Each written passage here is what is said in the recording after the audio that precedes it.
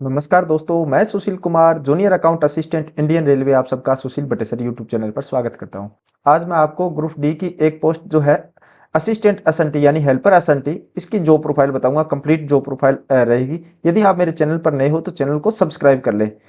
Subscribe करने का एक फायदा तो यह है कि मैं अपने कम्युनिटी टेब पर डेली रेलवे के प्रीवियस ईयर के क्वेश्चन डालता हूं जो आपकी तैयारी में मदद करेंगे। इसके साथ साथ मैंने सभी रेलवे जॉब प्रोफाइल चाहे ग्रुप डी हो, मिनिस्ट्रियल स्टाफ हो या एनटीपीसी हो, सभी की जॉब प्रोफाइल मैंने अपने चैनल पर अपलोड कर रखी है, तो आप चैनल विजिट कर देख सकते हो।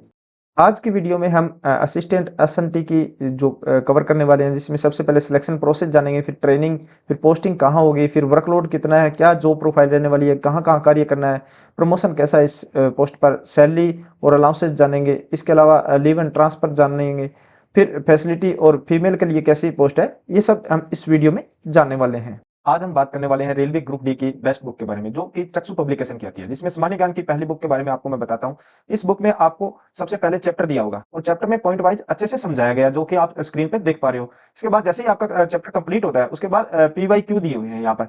और ये सबसे बढ़िया बात है इस बुक की कि पीवाईक्यू साथ साथ में कंप्लीट करवाते हैं। और जैसे ही आप पीवाईक्यू लगाते हो तो उसके बाद उत्तर जो दिया हुआ है वो व्याख्या सहित दिया हुआ है, जो कि काफी महत्वपूर्ण रहता है। और चक्षु पब्लिकेशन के जो कंटेंट की क्वालिटी है वो काफी अच्छी है। इस बुक के साथ आपको 3 अदर बुक भी देखने को मिलती है, जैसे ग्रुप डी की मैथ्स की बुक और रीजनिंग की बुक। एक प्रैक्टिस सेट मिलता है। प्रैक्टिस सेट में आपको 2 प्रीवियस ईयर के सॉल्व पेपर मिल जाते हैं और 25 आपको प्रैक्टिस सेट मिलते हैं कंप्लीट। चाक्षु पब्लिकेशन की ये सभी बुक्स आप नजदीकी बुक स्टोर से भी परचेज कर सकते हो, या फिर मैंने डिस्क्रिप्शन में लिंक दे दिया, वहां से जाकर ऑनलाइन परचेज कर सकते हो। तो सबसे पहले सिलेक्शन प्रोसेस से स्टार्ट करते हैं। तो यहाँ देखोगे आप 2019 वाली वैकेंसी में 9 नंबर पर असिस्टेंट सिग्नल एंड टेलीकॉम की वैकेंसी थी। B1 इसका मेडिकल रखा गया था। और इस बार भी जब आप लेटर देखोगे, ये 2 जनवरी 2025 को लेटर रेलवे बोर्ड ने जारी कर दिया कि क्वालिफिकेशन को लेकर जो आ रहा था डाउट कि 10वीं पास कर दी है अभी क्वालिफिकेशन। तो हम 10वीं पास क्वालिफिकेशन है। एज की बात करूं तो एज 18 से वैसे 33 होती है, पर इस बार 18 से 36 आपको देखने को मिलेगी 2024 के नोटिफिकेशन में। बाकी सभी में 18 से 33 रहने वाली है नेक्स्ट 2025 के नोटिफिकेशन में, क्योंकि इसमें कोविड की वजह से 3 साल का एज रिलैक्सेशन दिया गया है। फिर बात करता हूँ कि भर्ती कैसे होती है। 2 तरीके से भर्ती होती है। एक तो होती है सीजी ग्राउंड से, जब कोई एम्प्लॉय वर्किंग में हो, उसकी डेथ हो जाती है, तो उसके बच्चों को या उसकी वाइफ को, हस्बैंड को जॉब दी जाती है, उसे कंपनसेशन ग्राउंड बोलते हैं। एक होती है डायरेक्ट। तो आज हम डायरेक्ट वाली भर्ती की बात करते हैं, जो एग्जाम देकर होती है। तो सीबीटी आपका एक एग्जाम होगा, 90 मिनट होंगे, 100 क्वेश्चन रहेंगे, 100 मार्क्स रहेंगे। 100 क्वेश्चन में आपसे जैसे 25 जनरल साइंस के क्वेश्चन रहने वाले, 25 मैथमेटिक्स, 30 रीजनिंग और 20 जनरल अवेयरनेस और करंट अफेयर के। यहाँ से 3 गुना कैंडिडेट पास कर पीईटी यानी फिजिकल एफिशिएंसी टेस्ट में भेजा जाएगा। फिजिकल एफिशिएंसी टेस्ट मेल और फीमेल के लिए अलग अलग होता है। मेल के लिए 35 किलो वजन उठाकर 100 मीटर की दौड़ 2 मिनट में कंप्लीट होती है। वहीं फीमेल के लिए 20 किलो वजन उठाकर 100 मीटर की दौड़ 2 मिनट में कंप्लीट करनी है। और लॉन्ग रन की बात करूं तो 1000 मीटर की दौड़ 4 मिनट और 15 सेकंड में मेल को कंप्लीट करनी है। फीमेल को 5 मिनट और 40 सेकंड में कंप्लीट करनी है। यदि आप दौड़ क्वालिफाई कर लेती हो तो फिर डॉक्यूमेंट वेरिफिकेशन होता है। डॉक्यूमेंट वेरिफिकेशन में जो भी आपने एजुकेशन डॉक्यूमेंट क्वालिफिकेशन ऐड की है फॉर्म भरते टाइम, तो वो सभी आपसे चेक किए जाएंगे। पर्सनल आइडेंटिटी वगैरह आपसे चेक होगी और 3 उसके फोटो सेट आपसे रखे जाएंगे। वहाँ आपसे 24 रुपये देकर एक मेडिकल स्लिप दी जाएगी और नेक्स्ट डे आपका मेडिकल होगा रेलवे हॉस्पिटल में, जो भी नज़दीकी रहता है। मेडिकल में आपका B1 आई टेस्ट होगा। फिजिकली फिट तो होना जरूरी है। इसके साथ B1 आपका मेडिकल फिट होना चाहिए, जिसमें 6/9 6/12 विद और विदाउट ग्लासेज होना चाहिए। यदि ग्लासेज आपके लगे हैं तो 4D से अधिक नहीं होने चाहिए। नियर विजन की बात करूं तो 0.6 रहने वाला है, यह भी विद और विदाउट ग्लासेज होगा। और इसमें कलर ब्लाइंडनेस जो कैंडिडेट है वो अप्लाई नहीं कर सकते, क्योंकि इसमें कलर विजन टेस्ट भी होगा, बाइनोकुलर विजन टेस्ट होगा, नाइट विजन टेस्ट होगा, मेसोपिक विजन टेस्ट होगा, यानी कलर ब्लाइंड वाले एलिजिबल नहीं है। जब आपका मेडिकल आता है, मेडिकल के बाद जो फाइनल लिस्ट बनती है वो मेरिट लिस्ट होती है, और वो ही आपकी सिलेक्शन वाली लिस्ट होती है, जिसे फाइनल कट ऑफ बोलते हैं। फाइनल कट ऑफ आपके सीबीटी के नंबर के आधार पर बनेगी। जो भी सीबीटी का एग्जाम हुआ था उसके आधार पर फाइनल मेरिट बनेगी और आपका सिलेक्शन हो जाएगा। सिलेक्शन के बाद आपकी ट्रेनिंग ही होती है। मोस्टली तो मैंने देखा है कि किसी भी डिवीजन में बहुत कम चांस है कि आपकी ट्रेनिंग हो।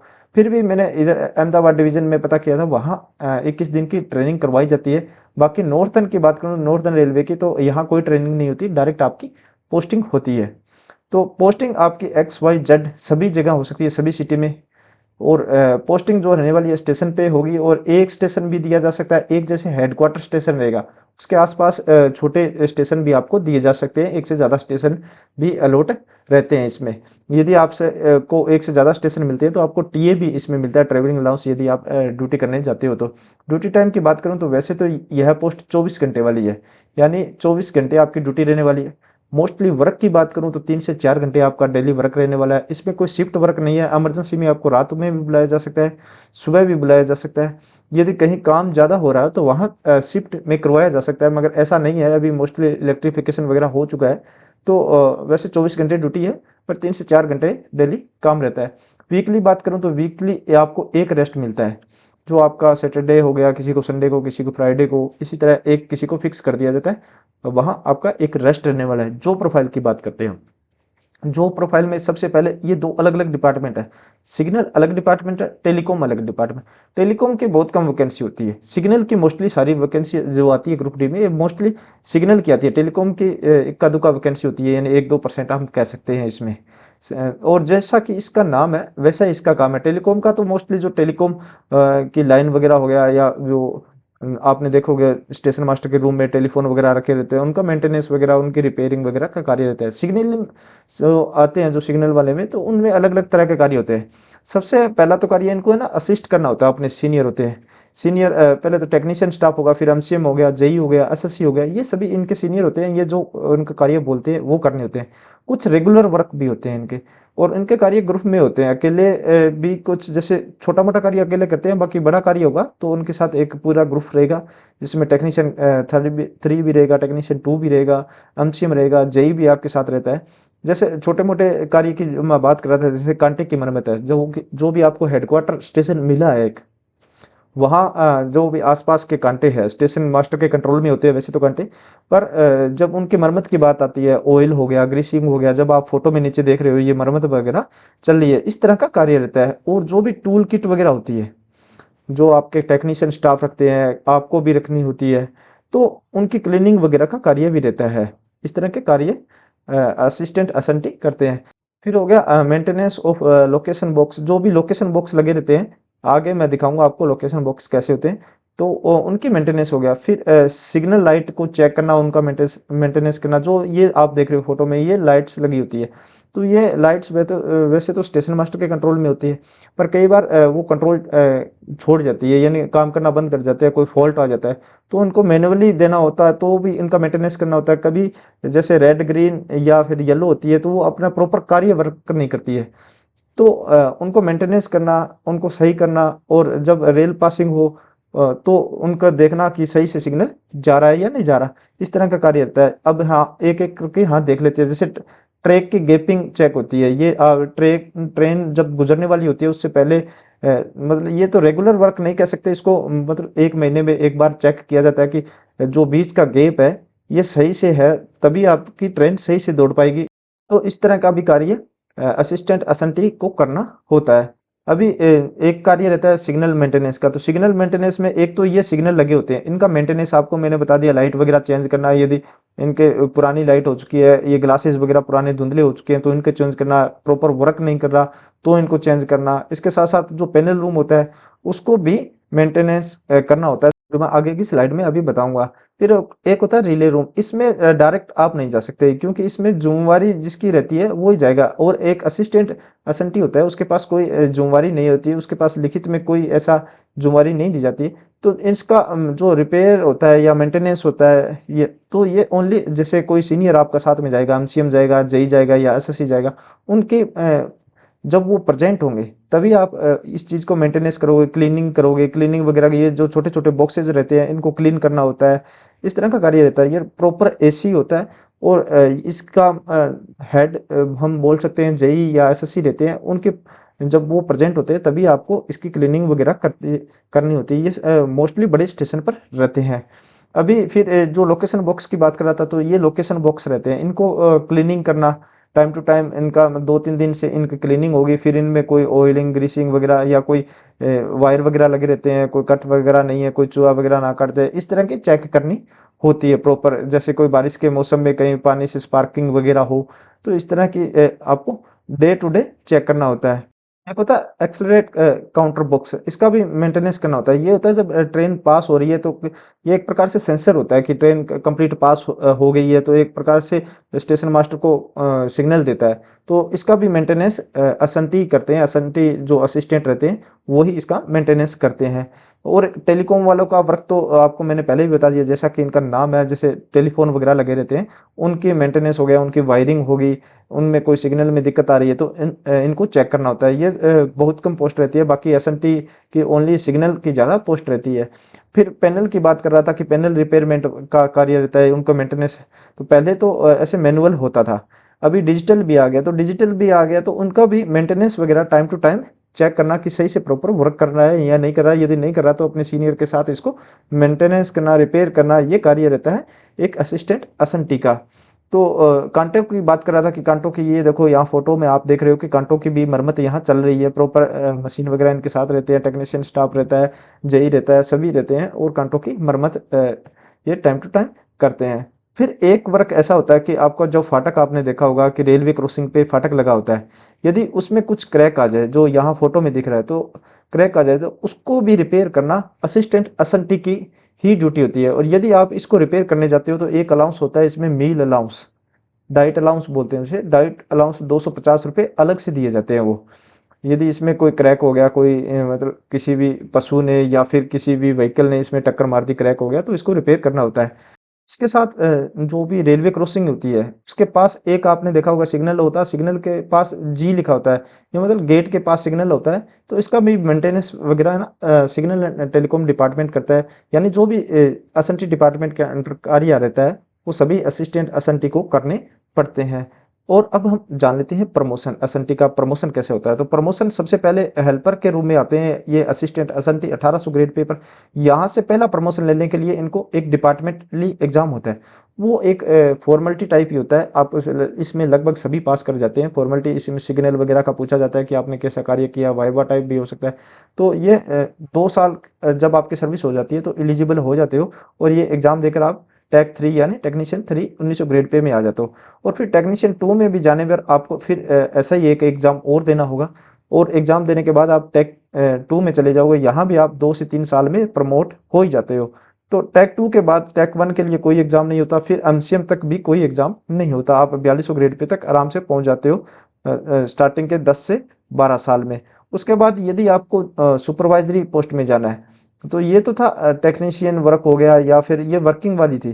फिर सुपरवाइजरी हो गया, जैसे जेई, जेई के लिए आपको अलग से एग्जाम देना होगा।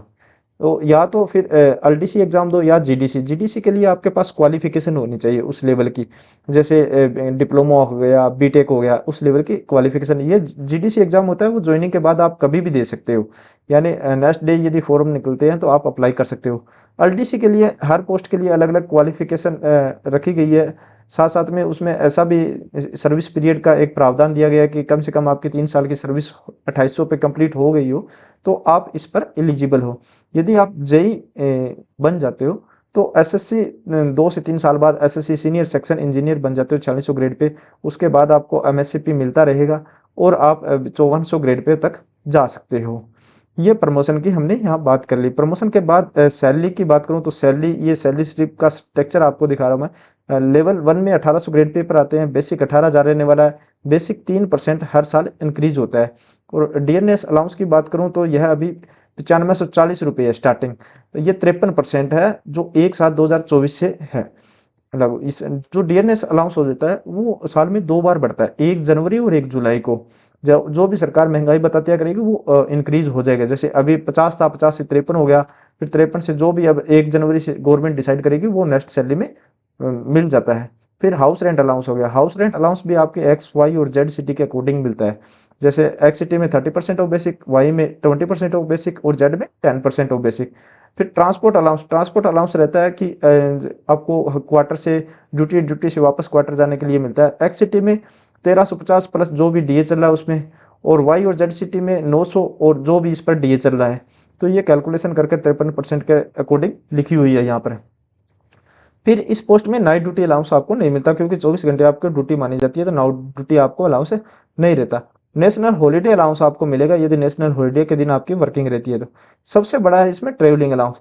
क्योंकि एक से अधिक स्टेशन दिए होते हैं, तो 8 किलोमीटर से ज़्यादा आप दूरी पर जाते हो तो 625 रुपये पर डे के हिसाब से आपको ट्रेवलिंग अलाउंस दिया जाता है, और ये सैलरी पर बड़ा इफेक्ट पड़ता है। मानकर चलो कि 14 से 15 दिन आपका ऐसा कार्य रहता ही रहता है कि आप हेडक्वार्टर से 8 किलोमीटर दूर जा रहे हो, ट्रेवलिंग अलाउंस आपका बनेगा। फिर इसमें से एनपीएस डिटेक्शन होता है। एनपीएस आपकी जो भी बेसिक और डीए है उसका 10%, इसमें गवर्नमेंट का कंट्रीब्यूशन रहता है 14%। टोटल 6610 रुपये आपके एनपीएस अकाउंट में ऐड हो जाते हैं। बाकी एक्सिटी में मैं बात करूं कि ग्रोस सैलरी और नेट सैलरी वो होती है जो आपके इन हैंड यानी बैंक अकाउंट में आती है। तो एक्सिटी में पोस्टिंग होगी तो 32,252 रुपये, ये मिनिमम सैलरी बता रहा हूँ। इसमें ना तो ट्रेवलिंग अलाउंस ऐड है, ना ही नाइट ड्यूटी अलाउंस ऐड है, ना ही नेशनल हॉलीडे अलाउंस इसमें ऐड है, मिनिमम सैलरी है। वाई सिटी में 29,763 मिनिमम सैलरी अकाउंट में आने वाली है, और जेड सिटी में 27,963 मिनिमम सैलरी अकाउंट में आने वाली है। अभी जो मैं बेसिक की बात कर रहा था, बेसिक हर साल 3% इंक्रीज होता है। जैसे पहले 18,000, एक साल बाद 18,500 हो जाएगा, उसके अगले साल 19,100 हो जाएगा, ऐसे इंक्रीज होता रहता है। अभी लीव और ट्रांसफर की भी बात कर लेते हैं कि एसएनटी डिपार्टमेंट में कैसे लीव एंड ट्रांसफर होते हैं। तो लीव की बात करूं तो पहले रेलवे कर्मचारी को एलएपी दी जाती है 30, यह साल में 2 बार मिलती है, 1 जनवरी और 1 जुलाई को, 2 बार 15-15 कर मिलती है। फिर लीव ऑन हाफ एवरेज पे होता है, ये मेडिकल लीव होती है, यह भी 2 बार आपको 10-10 कर पर ईयर मिलेगी। कैजुअल लीव आपको 10 रहती है पर ईयर। फिर नेशनल हॉलीडे रहते हैं 16, यदि उनके दिन आपकी ड्यूटी रहती है तो नेशनल हॉलीडे अलाउंस मिलेगा। ट्रांसफर की बात करूं तो ट्रांसफर एडमिनिस्ट्रेशन बेस पर आपका स्टेशन बहुत ही कम चांस है कि चेंज हो जाए। फिर ऑन रिक्वेस्ट आप अपने ही डिवीजन में लगाना चाहते हो तो कभी भी लगा सकते हो। यदि आपको अदर जोन में जाना है तो 5 साल की सर्विस चाहिए। म्यूचुअल ट्रांसफर, 2 कर्मचारी आपस में अपना स्थान चेंज करना चाहते हैं तो उनके लिए होता है, तो ये सबसे फास्ट है, म्यूचुअल ट्रांसफर सबसे जल्दी हो जाता है। स्पाउस ग्राउंड, यदि किसी एम्प्लॉई की वाइफ या हस्बैंड किसी गवर्नमेंट जॉब में या स्टेट गवर्नमेंट जॉब में है तो उसके बेस पे भी ट्रांसफर हो जाता है। अभी फैसिलिटी की बात करूं तो एक असिस्टेंट को क्या क्या मिलता है, जैसे एक असिस्टेंट एसएनटी को टाइप 1 का रेलवे क्वार्टर मिलेगा, अच्छा खासा रेलवे क्वार्टर रहता है, आपकी जहाँ ड्यूटी रहती है उसके पास ही रहता है। फिर रेलवे हॉस्पिटल की सुविधा रहती है, जो भी उस पर डिपेंडेंट फैमिली है उसको भी रेलवे में फ्री इलाज करवाया जाता है। अब रेलवे ग्राउंड रहता है जहां आप अपने आप को फिट रख सकते हो। फिर चाइल्ड एजुकेशन अलाउंस बच्चों के लिए मिलता है, यह मैक्सिमम 2 बच्चों तक मिलेगा। पर चाइल्ड 33,750 रुपये पर ईयर मिलने वाला है, यह नर्सरी से लेकर 12वीं क्लास तक। फिर पास की सुविधा रहती है, एक थर्ड एसी का पास दिया जाएगा 5 साल तक, एक सेट में 2 पास रहते हैं, आप उसे कैसे भी यूज कर सकते हो। After 5 year 3 set per year मिलने वाले हैं। पीटीओ, यह भी एक पास की सुविधा है जिसमें आपका किराया 1/3 लगने वाला है। नॉर्मल यात्री का जहाँ 300 लग रहा है, आप पीटीओ से 100 रुपये में टिकट करवा सकते हो। यह भी 4 सेट पर ईयर मिलने वाले हैं, और एक सेट में 2 पास रहते हैं, और यह स्लीपर क्लास का मिलने वाला है। फिर बच्चों के लिए जब आप स्कूल या कॉलेज उनका हेडक्वार्टर से दूर है तो उनके लिए स्कूल कॉलेज के पास भी प्रोवाइड करवाए जाते हैं। दिवाली बोनस, जैसा कि आप न्यूज़पेपर या टीवी में देखते हो कि 78 दिन की दिवाली बोनस सैलरी दी गई, ऐसा नहीं है। उनको एक फिक्स अमाउंट दिवाली दशहरे के आसपास आती है, 17,951 रुपये। अभी हम देख लेते हैं कि फीमेल के लिए यह पोस्ट कैसी है। तो फीमेल के लिए यह पोस्ट मैं कहूँगा अच्छी है, क्योंकि घर के पास ड्यूटी मिल जाती है, मोस्टली डे वर्क है, ज़्यादा वर्कलोड वाली यह नहीं है, और प्रमोशन भी इस पोस्ट पर अच्छा है। तो जो फीमेल इस पोस्ट को प्रेफरेंस में ऊपर रखना चाहती है तो रख सकती है। तो इसके साथ मैंने अलग से भी वीडियो बना रखे हैं अदर जो जॉब प्रोफाइल है ग्रुप डी की, जैसे सीएनडब्ल्यू हो गया, ब्रिज हो गया, असिस्टेंट वर्कशॉप हो गया। तो आप मेरे चैनल पर विजिट कर देख सकते हो। वाकई मैंने डिस्क्रिप्शन में भी उनका लिंक दिया हुआ है, वहाँ पर जाकर आप अलग अलग एक इंडिविजुअली सभी की जॉब प्रोफाइल देख सकते हो। और यह वीडियो आपको कैसी लगी, अच्छी लगी हो तो लाइक करें, दोस्तों के साथ शेयर करें। इसके अलावा आप मुझे टेलीग्राम या इंस्टाग्राम पर भी फॉलो कर सकते हो, जिसका लिंक मैंने डिस्क्रिप्शन में दे दिया है। वीडियो में अभी तक बने हो चैनल को सब्सक्राइब नहीं किया तो चैनल को सब्सक्राइब करें। मिलते हैं नई जानकारी के साथ नई वीडियो में। धन्यवाद।